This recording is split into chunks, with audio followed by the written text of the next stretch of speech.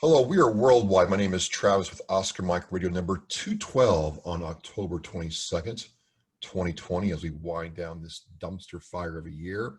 But it's hot right now because I have Army veteran, coach, and overall awesome person, Heather Hargrove, with me. Heather, welcome to Oscar Mike Radio.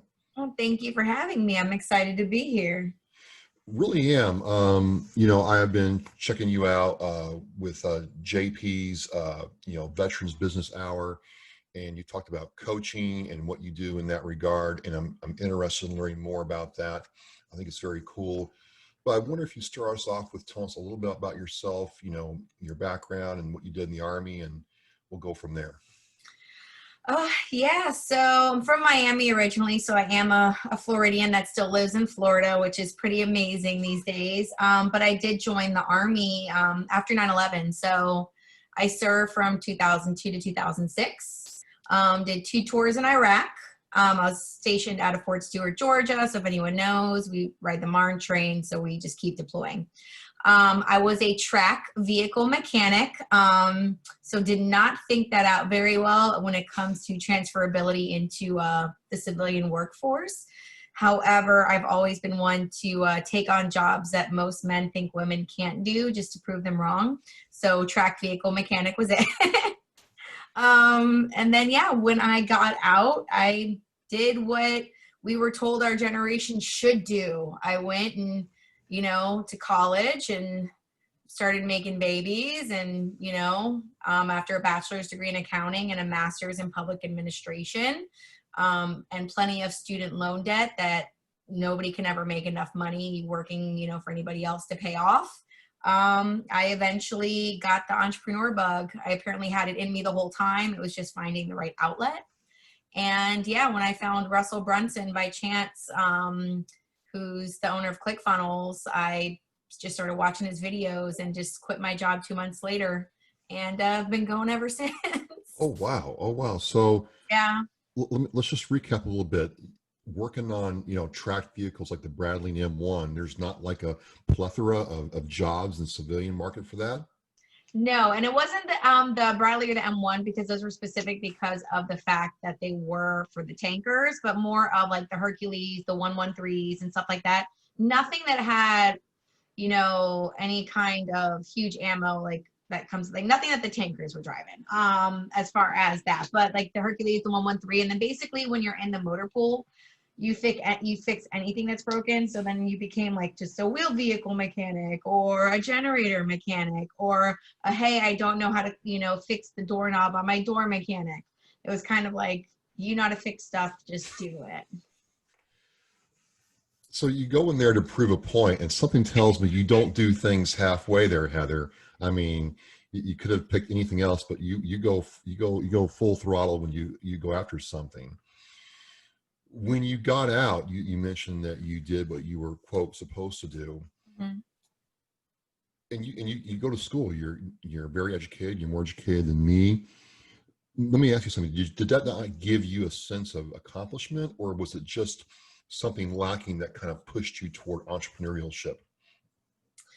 It was very unmotivating. And this was a big issue that I had in the Army as well, which is why I did the 4 years and was like, I can't stay with you guys anymore. Like, I'm gonna have problems. Is I'm a strategic person. I kind of like to see the way that things are working, and then I try to make them better. And in the Army, it was always like, we can't do it that way because this is the way we've done it for years. And I'm like, but it just doesn't make sense if we just do this one thing, but yeah.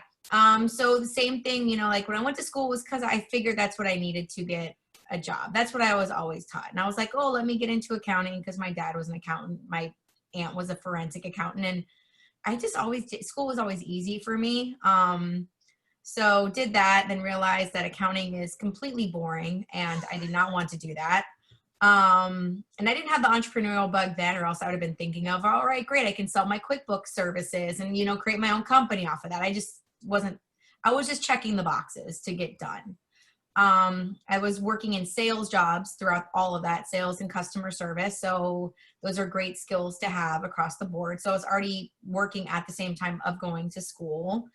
And then while I was working too, same thing. Like I've worked myself out of jobs because I've organized it so much and automated it that they haven't needed me anymore.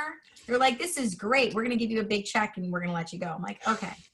And then the same thing happens in the workforce. Like, especially like I was in logistics, which is a very male dominated industry with a bunch of very young people in it. I was the second oldest person and I'm 38 now. So when I was working there, I was the second oldest person in the office. Like it was straight out of college people. And once again, the strategies, the way that they were doing things, I was like, there's no rhyme to your reason. Like, I don't understand how you guys are like growing. Like, what are you doing right now? So I just realized that I worked better on being able to implement things that I wanted to. I'm Well, like, I want to learn and implement and I want to keep going. it's very interesting that you say that, because even if you don't go in the military, there is a school of thought that you are less, I wouldn't say less of a person, but it's almost put that way because you don't have a college degree, because you aren't trying to pay down massive amounts of student loans, Mm-hmm.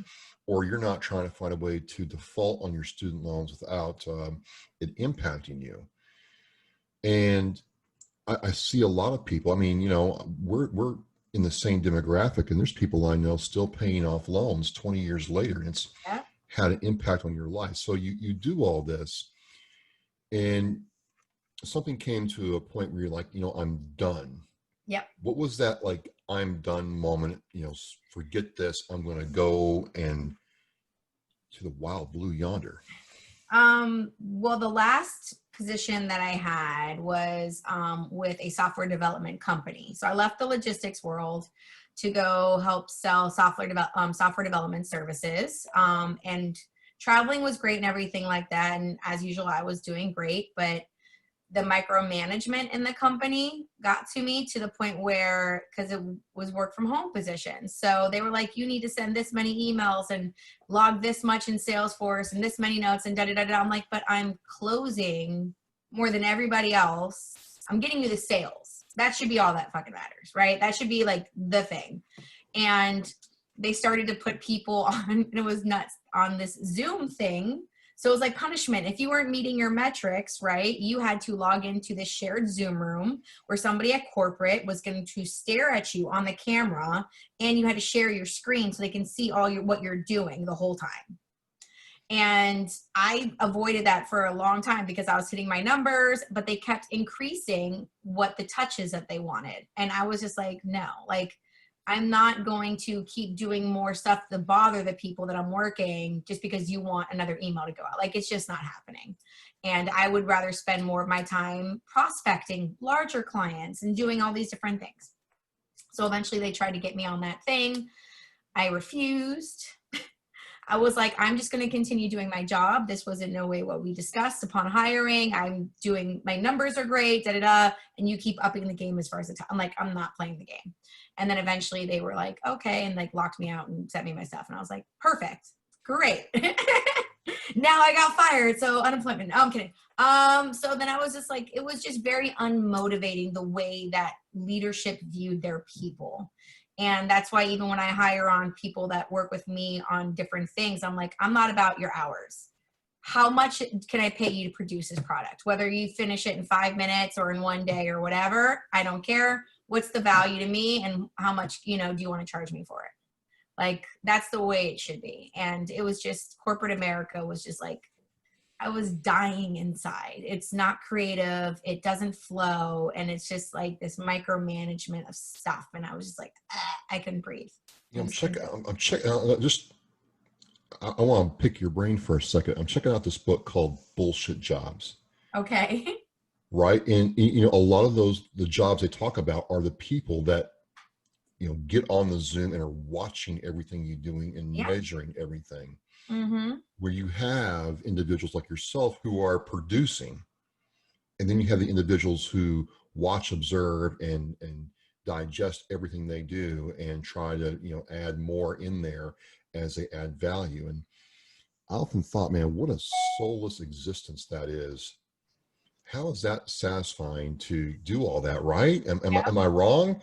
No, and I just can't, to me, like, I just want to know what's going on in there, like, what value does that give for them, right? Like if you have to micromanage somebody to that point, just get rid of them. Like if they're not producing, like don't pay somebody to sit there and do that. Like how much money can you save?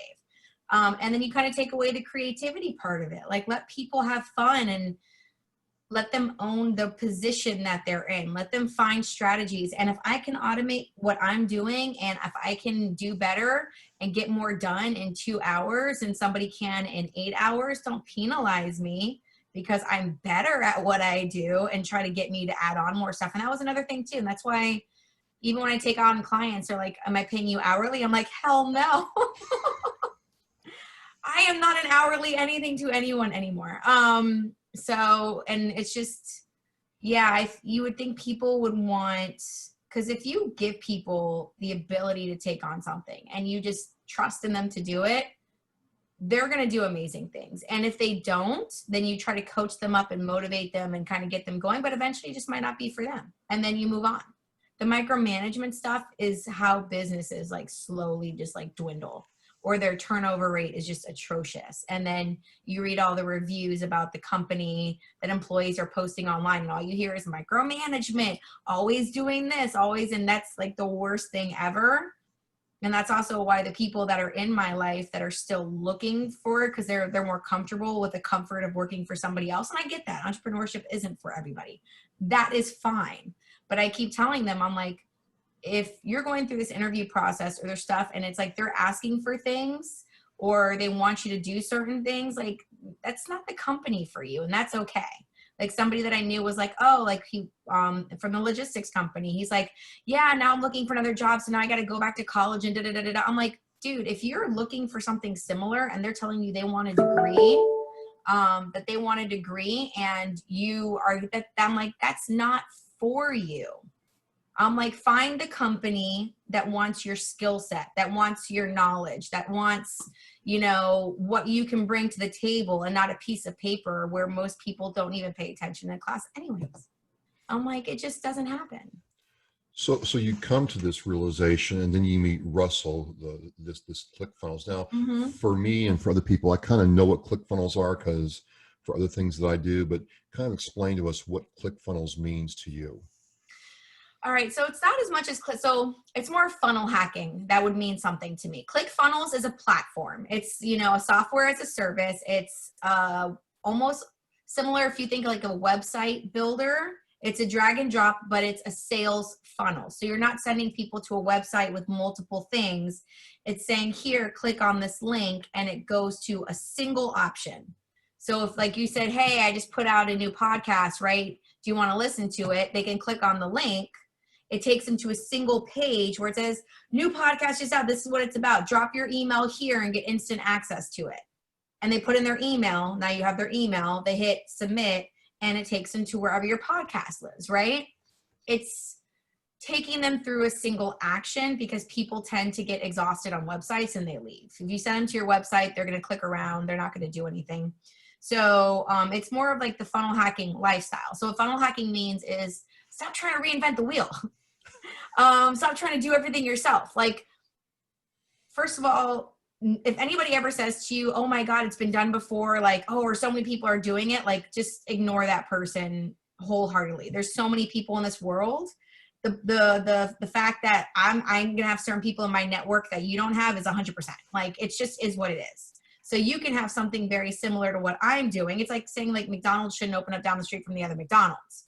They're both going to get busy, right? Like you have to keep that mindset. So is that why, like up here in the Northeast, CVS and Walgreens open up right next to each other? You got to, people are going to have their favorites. I go to Walgreens. I am not a CVS fan. But the same mindset applies. It's not like, okay. Yeah. So, but there's so many people in this world. So just some like, so what funnel hacking is, it's depending on what you do. If you see somebody with a good funnel, right? Like usually if I see an ad pop up on my Facebook, I'm going to click on it if it's interesting to me or if it's something that pertains to stuff that I do. And most likely you're going to land on their sales page, which is their funnel. First of all, if they're running an ad to it, it should be pretty decent. It should be converting. I usually look to see how long they've been running the ad as well. This is what you learn. You learn to investigate the process. How is their sales page set up? What are they offering? Okay, great. Like, what are their upsells? It's kind of just looking at what people have that are successful before you and making it your own and going with it. So it's But not now, trying to now, reinvent the wheel. Say again? yeah, but so wait a minute. Now, here's where I get a little like, wait a minute. I mean, if I'm copying somebody else's stuff, it's no longer my thing, right? But you're not copying their stuff. Okay, so educate me here. What am I missing here? Because I'm like, I You're hear that. you're seeing what the process. So let's say if they have a good, so let's say somebody else has a funnel that's something to do with a podcast, right? Okay. And you're like, oh, this is great. They're getting people to their podcast, and this is how. Look at how their sales page is set up.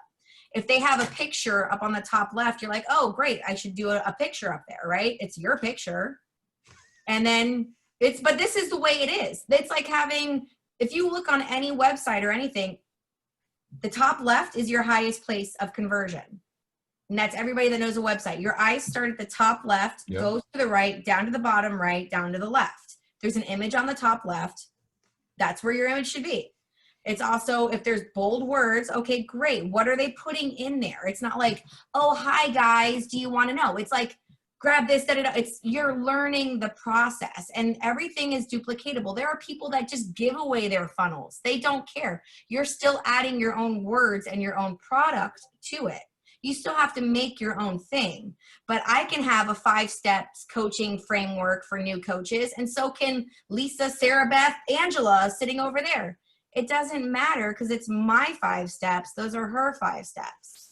Just the same way you have Zoom and what other platforms are out there. You have Facebook and all the other social media sites. You have a ton of funnel building softwares, a ton of Chrome extensions that do the same thing, a ton of veterans podcasts that are out there. They're all different in their own way, but you have to see what strategies are working. I'm not going to look at Joe Schmo that's just starting out his website and try to copy what he's doing. I'm going to be like, okay, what website in my field has been up forever that they have it down? You can tell what their customers want. Like, you start to see, okay, great. Like, if they're doing this, oh man, that's what you should be doing. You have to research. It's like in a textbook. They take work examples of things that have worked for businesses in the past. You read the work example, now go apply it to your real world. Now you just have faster access to it. It's getting out of that mentality of it's copying. It's not copying. Now, if you take their work product and their funnel and change nothing of it, that's copying. But you should be seeing what people want. Just the same way as if people are buying right now certain t-shirts. Great, what t-shirts are going off the shelf? Okay, maybe I'm going to add a different image, a little different verbiage, but I know this is the subject area that people want right now, and you create something of your own to go with that. So it just depends on the industry that you're in and what you're selling. So it's not really imitation is flattery. It's using what works. It's inspiration. Inspiration. Yeah. Okay. Yeah. So it's finding what is working and not reinventing the wheel, because there's no point in that whatsoever. So this is obviously you did the college thing, you did the work thing in corporate America, and now you're doing your thing. And ladies and gentlemen, when you listen to Heather on these veterans or business Zoom talks or shows, the passion comes through. Like this is your thing. Why did this really connect with you and resonate as your thing and become your drive? It wasn't immediate, because when I started, I had no clue any of this. I had never been on, done any social media marketing, email marketing. I just went all in, and I've been learning ever since. With the majority of it, there's free stuff online. Pay for what you need, and then definitely get a coach. Find somebody who's doing what you want to do or that can help you in certain areas. But I definitely recommend that. But just over time, just you see when you're going. And this is the thing. People try to wait for it to be perfect before they go. So I just started going, and you start to see what you enjoy doing and what you don't. And then what you do is you go deeper into the fun stuff.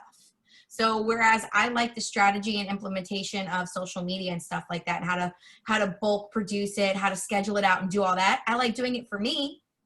and I like teaching people how to do it for them. I don't want to be making your social media posts for you. That's not my fun part. So I realized that's out. And then just over time, you see what people want to pay you for. So at some point, people were like, Heather, like, first of all, your energy. They're like, can I just get that? And then also when they talk to me, their eyes open up, and it's just like the strategy and these things. And so people start to be like, listen, I need somebody to basically help me out with, strategizing the automation, the tactics, and just help me with my accountability. Keep me honest with myself, because I'm the one that'll be like, so did you do what I told you to do? We did this, right? Like, did you do that? So that's when the coaching aspect came along, and, being a strategist for them, because I like to learn everything, and I'm still learning. Like, I'm learning Pinterest now. And then I'm still learning chatbot automation. So I have that under my tool belt as the basics, but I want to learn more. And then there's text messaging automation, triggers, follow, like there's so much out there. So I enjoy the learning. And then I love figuring out what people do in their business, and then hoping them kind of tweak it and adding in my knowledge. I mean, like, hey, this would be a good thing to implement. Here's what you can do. Now go do it.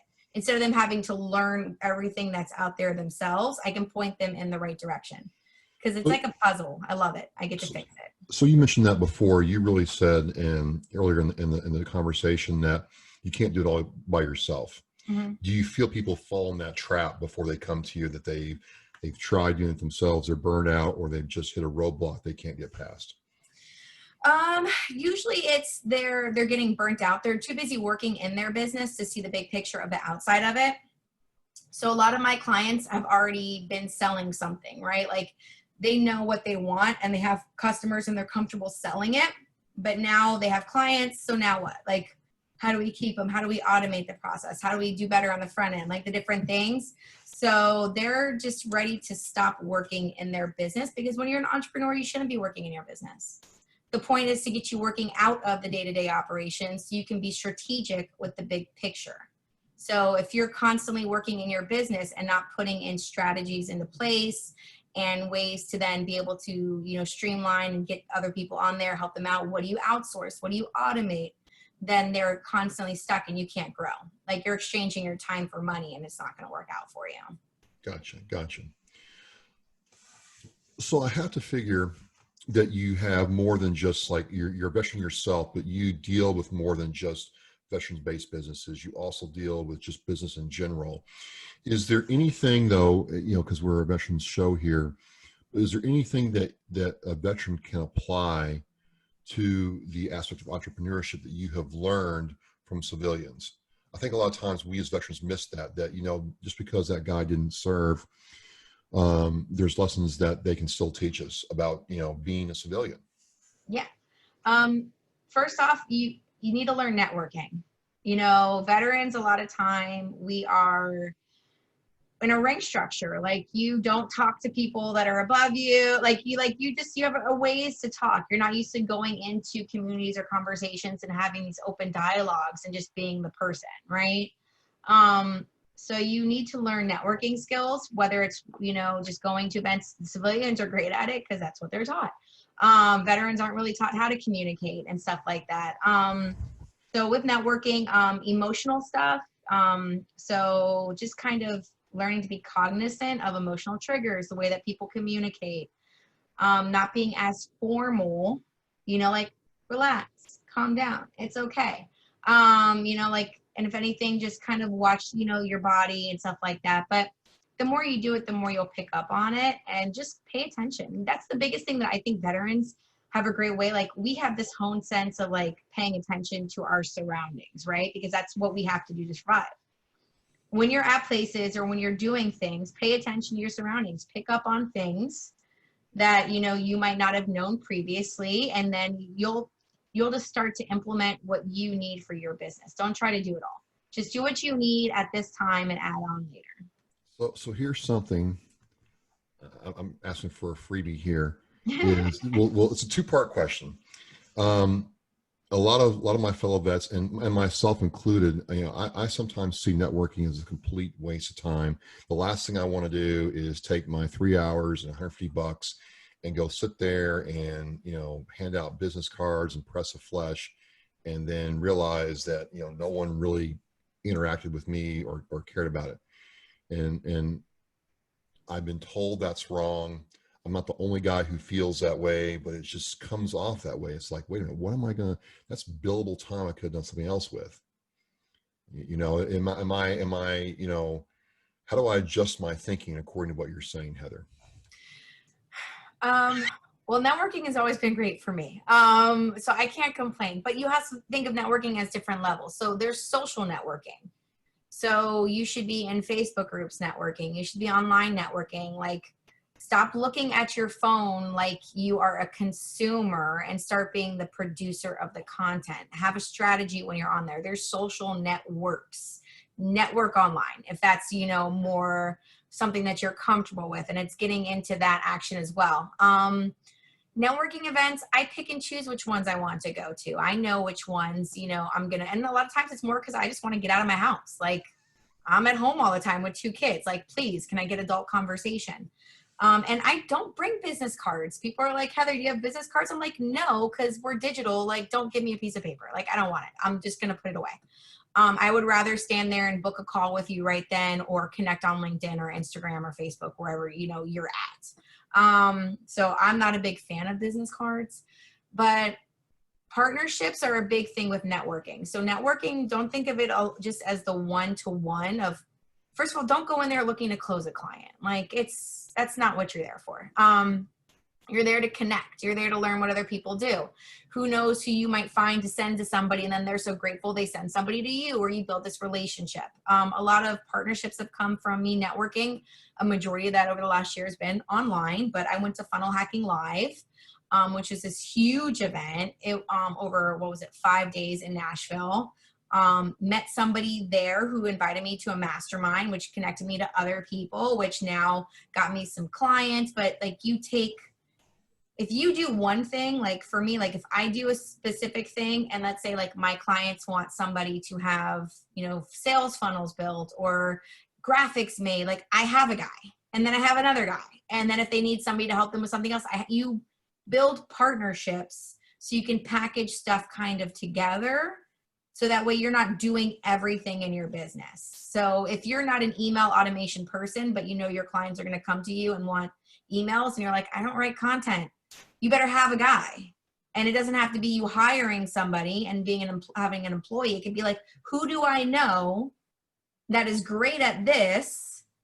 Okay, great. How much do they charge, or what can I work with them? And then how much can I mark it up to my client? And you just pass it off. So it's building partnerships so everybody can leverage each other's skill sets to grow together. Okay. All right. Duly noted. But, well, it just sounds like, right, that it's the old death of a salesman, mentality, where it's who you know. Yeah. And if they maybe not like you is not the right word, but definitely respect your expertise enough to partner with you. Yeah. So there's a trust factor there, and there's some kind of interpersonal thing going on. I think that's overlooked sometimes. So I'm going to tell myself a little bit, Heather. I have been told several times that I'm extremely direct, and I'm like, well, I just don't have time to sit there and write a 5-paragraph paper on 1 paragraph's request. I don't like long meetings. I don't even like meetings. I mean, right.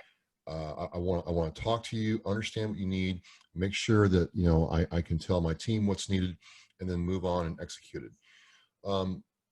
But it's been communicated to me that might be counterproductive in certain areas.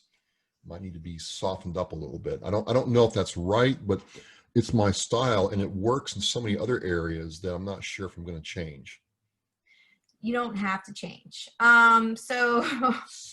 Yes. The biggest thing is, once again, you need to have that abundance mindset. The amount of people that are in this world, and you attracting the people that you want to attract, right? So like, I don't want people attracted to me that I don't want to work with.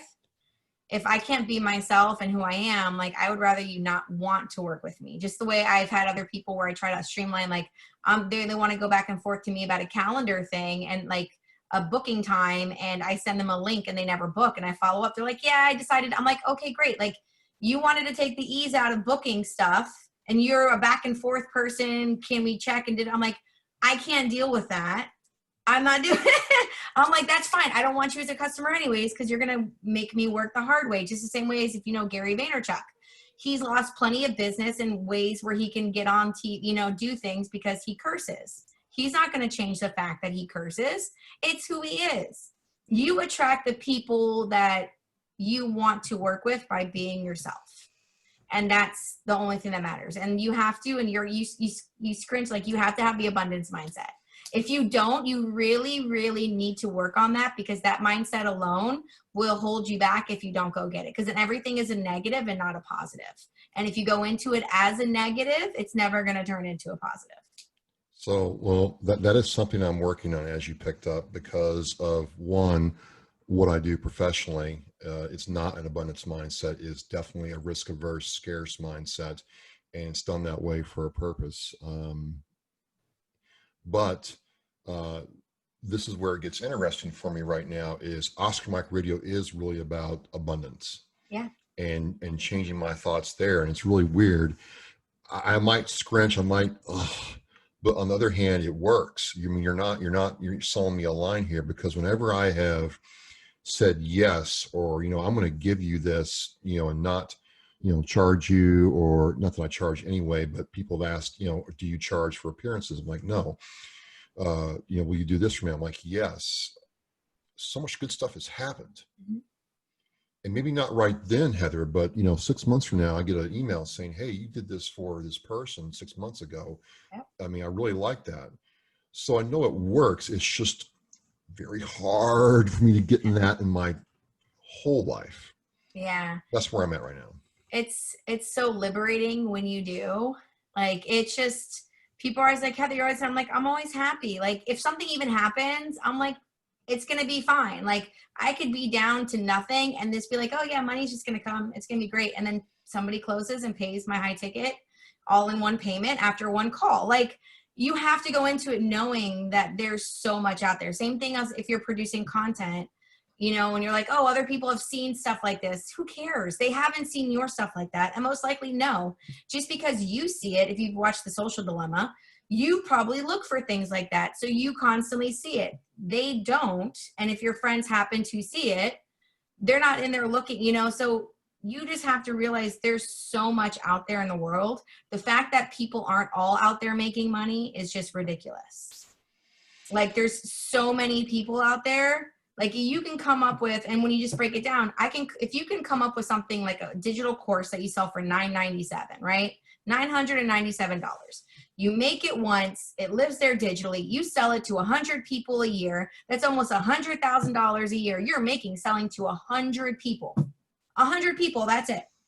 That's all the people in all the billions and of people that you have to find that want to buy whatever it is that you're selling for $997 a year. You're making $100K a year, barely any overhead because it's a digital online course, unless you start investing into it and doing ads and other things. But I'm like, it's when you break that down and people are like, oh, but I need to do this. And like, no, like, I have never sold anything. Like, I've never made a product before I've sold it. I have never made a product before I've sold it. Why? Because I am not going to make something just to find out that nobody wants to buy it. And it's perfectly fine. Like, people buy it. Wow. That's way against my background. I mean, the product is made, tested, retested, focus group. What products are you making, testing and retesting? Well, I mean, in my professional life, personally, I hate doing this too, because I'm still in the concept phase. I'm making greeting cards. Okay. Physical or digital? Physical and digital. Okay. But the idea is, I'm not going to, pay China $11 for greeting cards anymore. I got upset about that. I'm like, I can make my own. And sure enough, I've got a couple of copies that I'm kind of proud of, actually. Okay. So what's the turnaround on how long from an order to people? I'm not even to that point, because I'm in the mindset that the product has to be solid before I even think about No. showing this thing to You somebody. can do a mock-up.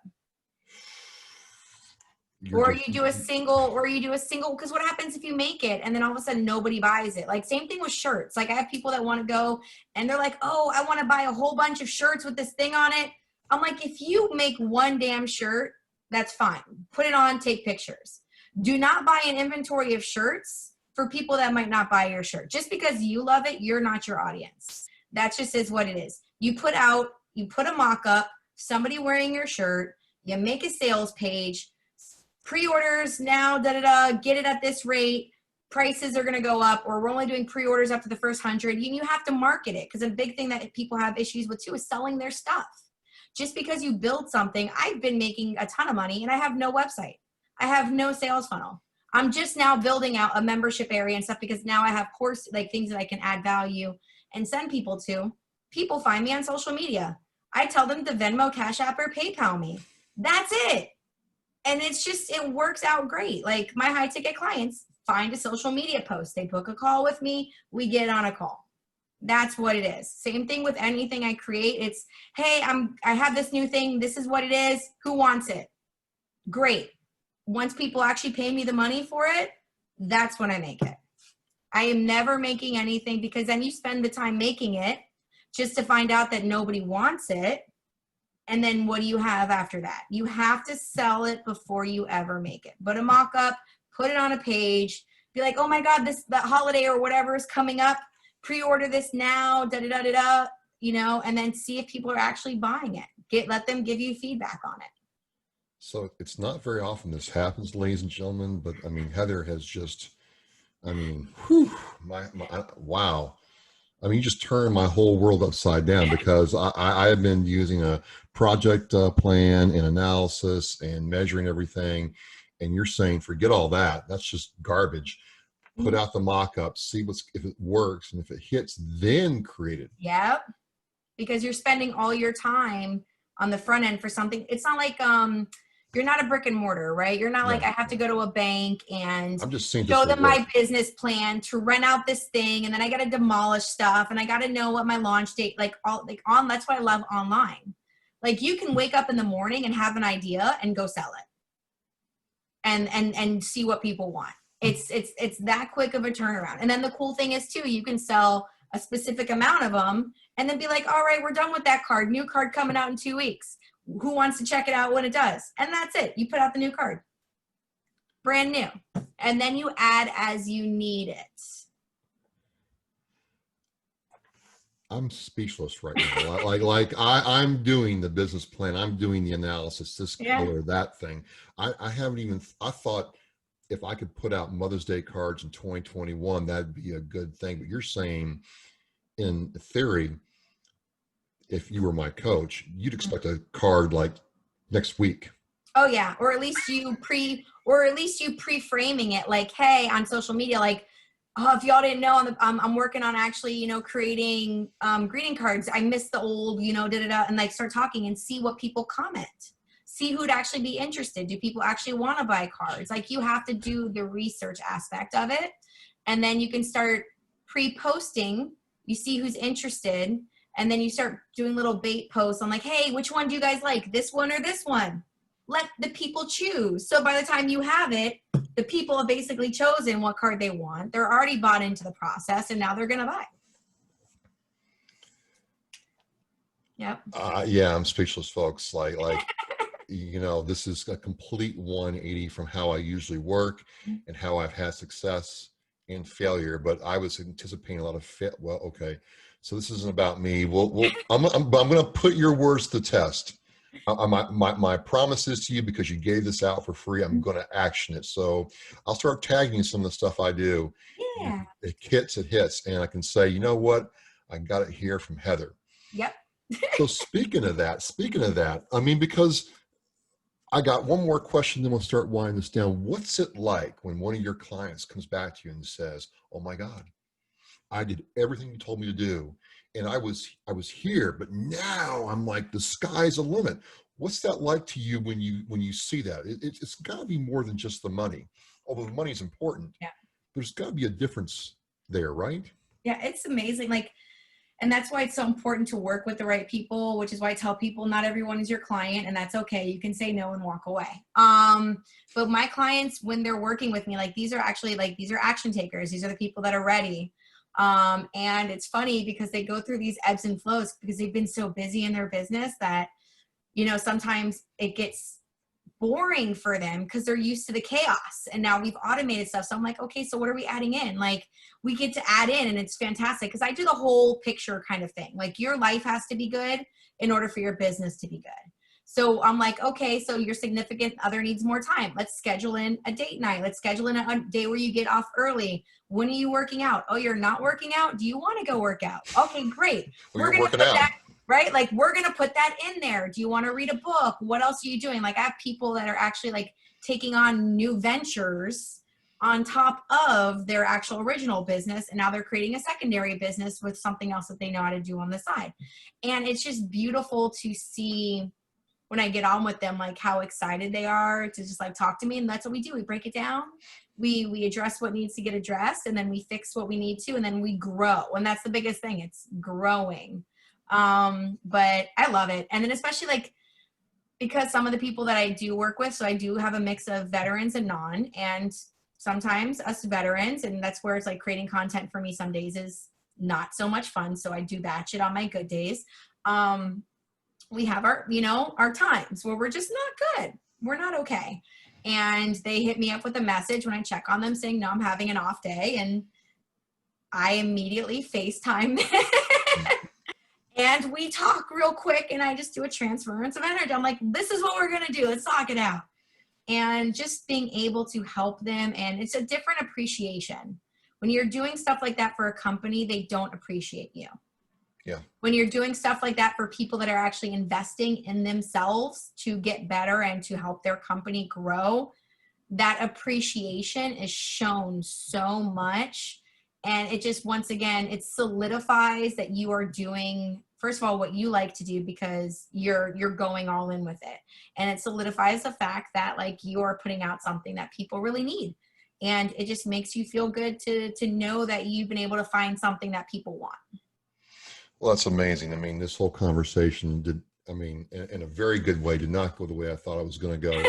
And, well, that's the best part about doing this, right? I mean, when I come in with a preconceived notion about how my reality is, or what I think about your, value add to not only yourself, the veterans community, and get completely surprised, that's a very good thing. So, without a website, how do people contact you? I mean, that's I Yeah. gotta get people in contact with you, Heather. So it's pretty much across all social media platforms. It's at the At Heather Hargrove. So at the Heather Hargrove. Facebook is where I'm at the most. I do have LinkedIn and TikTok for my TikTokers. And then you can always email me at hello hello. at Bygrove. So just BYGROVE.com. So I do have that. I do have the email.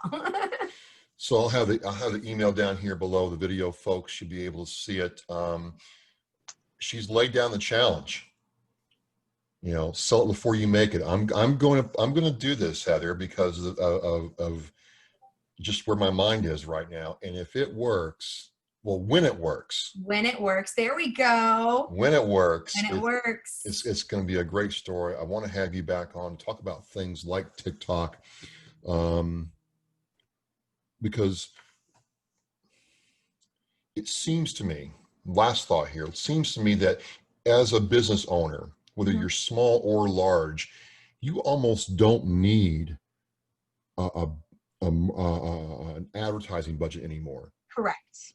You can from yourself, because you believe in your product, engage with clients for the time it takes to make a TikTok, Instagram post, or social media post, and that resonates with people more than a slick ad campaign. Am I wrong there? So correct on the beginning. So the way when you're starting out with anything, there's so many times you see people that just start, and we all do it. Like, we all create a Facebook business page and we boost a post and we get excited about it. but you don't have your product yet. You don't know, what people like about it. What are their hangups? What things you need to, as far as pain points. So when you're starting out, you need to be the seller of your product. You need to go out there and talk about it and connect with people, figuring out, once they purchase, follow up, get those testimonials, get the proof of concept. But once your product is moving and you actually have money coming in, then yes, start to put some ad money behind it, because now you're not funding out of your own pocket. You actually have income coming in from the product. It's a proof of concept, but you also want to make sure you're strategic about it. So that's where funnels come into play. Because if you're going to pay money for somebody to click on something and you just send them to your website, what happens if they don't do anything, right? Right. So then you have to learn, you get to learn the strategies behind that process and how to create a funnel, how to do an upsell. So that way, every time somebody clicks, your average cart value is going to exceed somebody else's, because not only did you get them to buy something, but then you can offer them an upsell. Whether or not they take it is going to be whatever the percentage is, and you go through the metrics and all that, and it's super geeky and fun. But you determine where they're falling, so you can get more for the click. And as long as you're making more, so let's say if you're paying for ads and you're paying $1 per person that clicks, but you're getting $2 out of it, you're still making money. Right. You're still making $1 over, you know what I mean? So you're spending money on ads, but you're still profitable on it. Gotcha. So it's just getting that, but you have to go and sell your stuff first. And that's where people get so hung up. Like, you have to promote your product. And if you're not promoting your product, like the whole, if you build it, they will come thing from, like Right. It's not, right. It doesn't happen. Like there's Ooh. nobody coming to your site. It just doesn't happen. Like I said, folks, I'm going to no BS, no blowing air where the sun don't shine. I'm going to put this to the test now. So when you see this, it'll be October 22nd. It is my commitment to Heather for the time she's given me to have some stuff out by then. I will tag her in the post. She can tell me if it sucks or not. I don't care. But the thing is, I will do it, because the original plan was to do this in 2021 around Mother's Day. Heather's saying, forget all that. Like, forget all that, wall that up, throw that away, start now. Yes. So Heather, that is my promise to you. I want to thank you so much for coming on Oscar Mike Radio. I look forward to having you back, because I think there's, veterans and civilians and people and moms like yourself who are trying to get their idea to kick, and your kind of perspective and input can be the difference between something dying on the vine or really thriving. Thank you so much. You're welcome. Thank you for having me. Absolutely. Well, folks, with the podcast and with Heather's work and everything else, we say mission in flight. We are in flight fully. Thank you again.